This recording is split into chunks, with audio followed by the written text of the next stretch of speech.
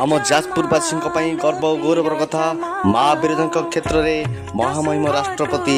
द्रौपदी मुर्मू आज से कुसुम पाखे अवतरण कर माँ बिरजा पाखक आसी दर्शन करने सहित गयारे पिंडदान करने सहित देशवासी प्रार्थना कर सहित मंदिर परिक्रमा कर जाजपुर गर्व और गौरव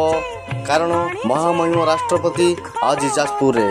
जाजपुरवासी मन में खुशी कहले न सरे। तो जाजपुरवासी आज एते जे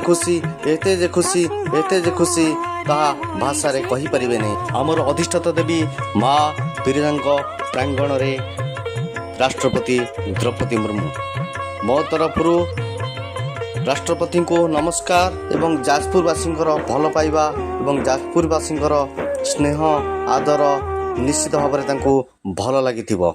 कारण आम जाजपुरवासी आज बहुत खुशी ताहा भाषा रे कहि परिबेनी कारण